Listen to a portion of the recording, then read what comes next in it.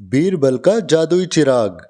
राजा अकबर के महल में कई कीमती सजावट की वस्तुएं थी, लेकिन उनके दादाजी के एक छाया चित्र यानी तस्वीर से अकबर को खास लगाव था।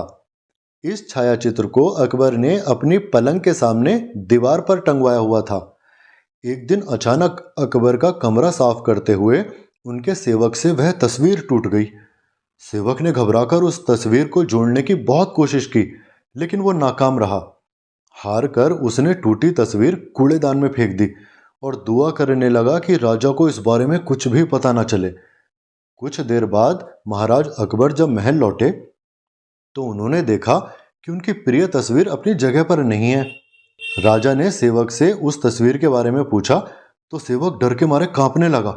सेवक को जल्दी में कोई अच्छा बहाना नहीं सूझा तो उसने कहा कि महाराज, उस तस्वीर को मैं अपने घर ले गया हूँ ताकि अच्छे से साफ कर सकूं। यह सुनते ही अकबर बोले, मुझे तुरंत वो तस्वीर ला कर दो। अब सेवक के पास बचने का कोई रास्ता नहीं था।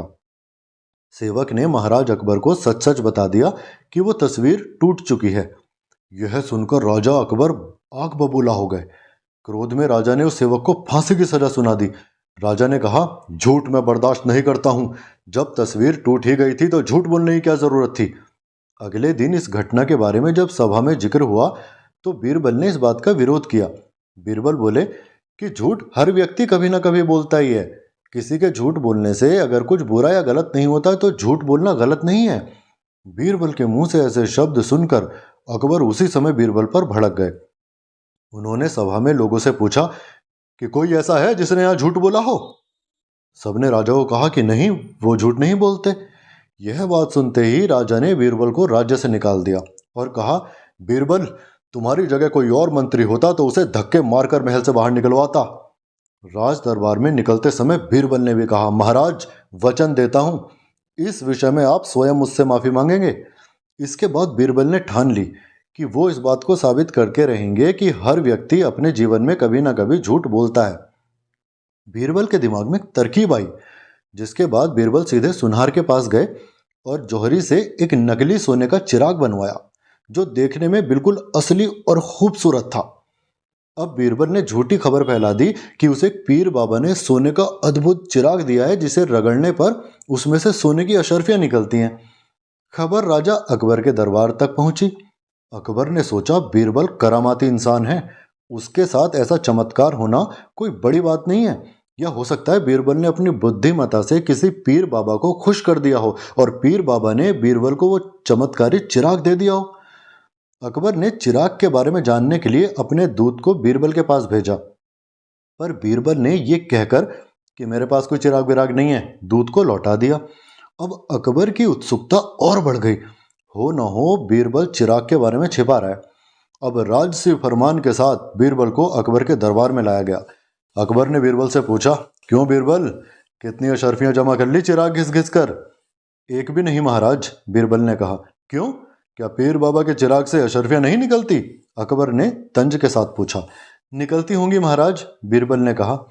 अब अकबर गंभीर हो गए और बोले, बातें बुझाना बंद करोगे बीरबल और बताओगे कि माजरा क्या है? कहाँ है वो अशर्फियां निकालने वाला चिराग? बीरबल ने कहा, महाराज, चिराग मेरे पास ही है, लेकिन मैं एक अशर्फी भी नहीं निकाल पाया, क्योंकि पीर बाबा ने कहा था इस चिराग से वही शख्स अशर्फियां निकाल सकता है जिसने कभी अपने जीवन में झूठ न बोला हो। मैंने तो कई झूठ बोले हैं महाराज। हाँ, दरबार में कोई हो जिसने कभी झूठ ना बोला हो तो वो शख्स सामने आकर आए और चिराग रगड़े।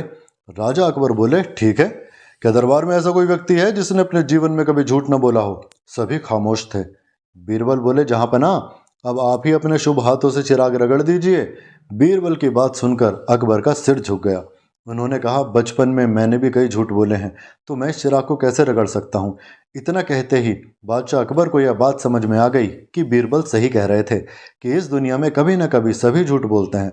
इस बात का एहसास होते ही अकबर उस सेवक की फांसी की सजा रोक देते हैं और बीरबल से अपनी गलती के लिए शाही अंदाज में माफ़ी मांगते हुए कहते हैं, बीरबल, जैसे हर व्यक्ति कभी न कभी झूठ बोल ही देता है, उसी तरह बड़े बड़े राजाओं से छोटी मोटी गलतियां भी हो जाया करती हैं। फिर अकबर बीरबल को ससम्मान राज्य में आकर अपना पद ग्रहण करने के लिए कहते हैं। दोस्तों, इस कहानी से हमें यही शिक्षा मिलती है कि बिना सोचे समझे किसी को बड़ा दंड नहीं देना चाहिए। हर काम को सोच विचार कर ही करना चाहिए। साथ ही एक छोटे से झूठ की वजह से किसी व्यक्ति का आकलन भी नहीं किया जाना चाहिए, क्योंकि कुछ परिस्थितियां ऐसी होती हैं कि लोग झूठ बोल देते हैं।